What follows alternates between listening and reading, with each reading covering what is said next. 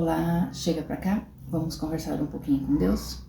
Então aqui a gente vai ler um trechinho da Bíblia, tá? Então aqui, se você quiser procurar, é Apocalipse 4:11. Então aqui diz: Digno és o Senhor de receber a glória e honra e poder, porque tu criaste todas as coisas, e por tua vontade são e foram criadas. Eu vou comentar algo, talvez vai ser um pouco polêmico, a respeito da criação. Na verdade, o conceito de Deus ter criado os homens e tudo, aí é uma divergência, entendeu? Na verdade, quem criou os homens e quem criou a terra e os animais foi uma entidade chamada Demiurgo, ou Javé, né? Parece meio loucura, né? Porque realmente o que foi dito é porque, na verdade, esse Demiurgo, Javé, ele se passava pelo Deus todo criador, né?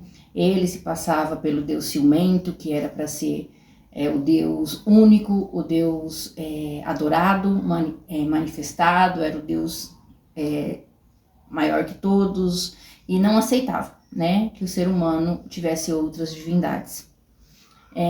E como o Demiurgo foi criado? Na verdade, Demiurgo foi criado por Sofia, né? Sofia, ela é a unidade feminina de Deus, né? Então existe o Deus Pai e o Deus Mãe, né? Que juntos eles faziam a criação de todas as coisas. Então, Sofia, né, acredito que ela teve um momento de pensamento introspectivo e falou assim: e se eu criar sozinha? Então, aí ela foi criar sozinha. E aí, realmente, quando ela criou essa criatura, chamada Demiurgo, né, cheio de poderes, e como ele se viu realmente muito cheio de poder, e aí ele começou a criar, porque ele também tinha essa energia de criação. Começou a criar, e aí ele começou a exigir a adoração, né, das suas criaturas. E aí ele absorvia essa energia. Então toda oração que era feita, ele absorvia essa energia, e com isso ele cada vez mais ele foi se fortalecendo com o quê?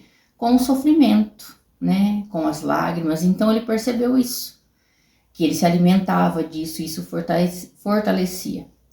Então depois ele criou também os arcontes, né? Os arcontes são os dirigentes responsáveis pela roda de Sansara. A roda de Sansara nada mais é do que aí nosso ciclo reencarnatório, né? De ficar reencarnando, voltando, reencarnando e voltando. Então estamos presos a isso na roda de Sansara. E nada mais é o que? A gente ficar fornecendo energia, a gente não conseguir encontrar, né? A nossa verdadeira centelha divina, que é a nossa verdadeira conexão com Deus, né? Então, por que Jesus veio, né?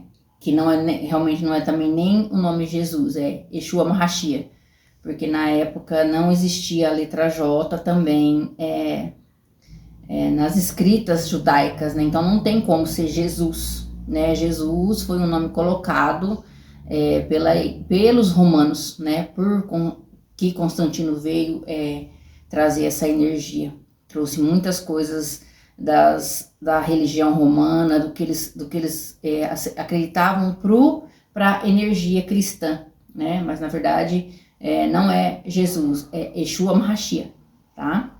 Em muitos lugares chama o mestre Sananda. Mas independente, né, eu acredito que independente do nome, já essa energia, talvez Jesus tenha ficado um apelido, né, vamos colocar assim, porque o que vale mais é o seu direcionamento, né, a sua intenção, as suas orações, né. Então Jesus veio para quê? Né, para resgatar nós, né, seres humanos, desse cárcere, dessa dominação, dessa criatura, do Demiurgo, né?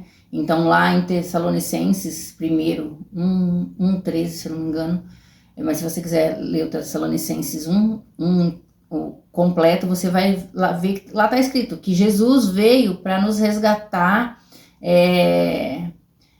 do templo sombrio, né? Da terra sombria.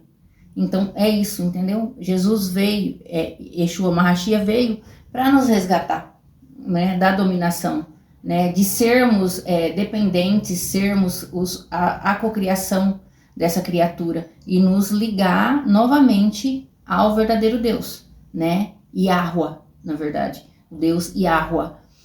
Tanto é que na assinatura, né, Deus disse que ele faria assinatura em todas as suas criaturas. Então você vê a maioria dos sons, né, dos animais soam isso, Yahweh, né? Você vê um gato miando, uma onça, um tigre. Então você vê esse som, né? Uma criança chorando, né? Então pronuncia o nome, essa energia. Então Deus, o verdadeiro Deus, mandou o seu filho, né? Para resgatar nós dessa criatura e nos libertar, né?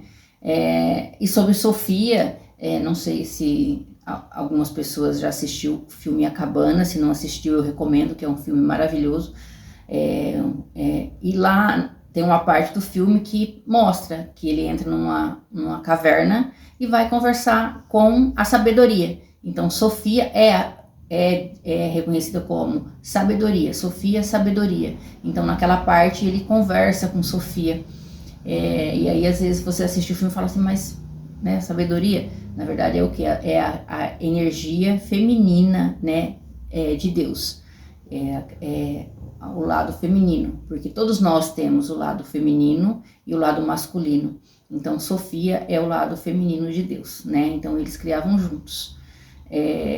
Então, para ficar claro, nós fomos criados pelo Demiurgo, né?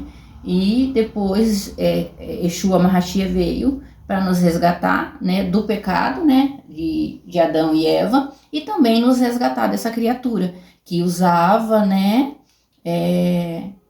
a nossa energia, né, das nossas preces, do nosso sofrimento, para a energia dele própria.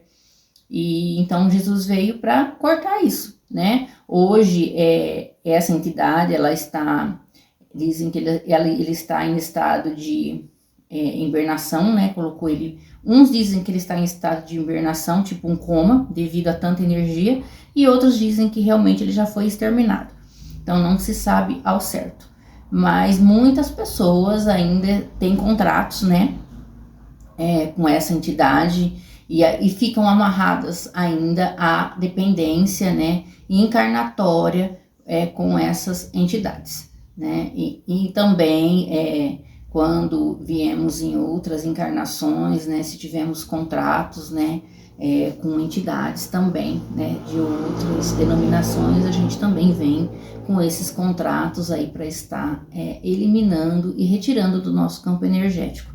Por isso que vem muito aquela energia do karma, porque são ligações, por isso que muitas pessoas às vezes não sentem também nem a presença de Deus devido a esses contratos não permitem, porque quando você se direciona a Deus, né, essas entidades que você teve contrato em outras vidas, elas entram no intermédio desse contrato, dessa comunicação, e falam, não, essa alma me pertence.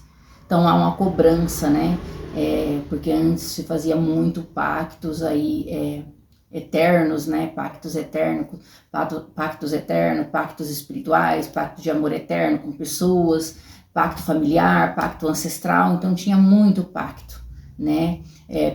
Pacto cigano, né? Casamentos ciganos que eles faziam com sangue. Hoje eu acredito que já não faz mais, mas sempre teve. Lá no passado tinha muito, né? Tudo era feito com sangue, né?